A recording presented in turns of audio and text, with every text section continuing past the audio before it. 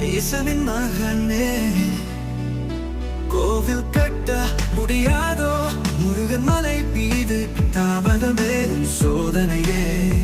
யார் எதிர்த்தாலும் யார் தடுத்தாலும் மலை மீதனின் கோயில். என் சாருடம்பில் எது பெற்றாலும்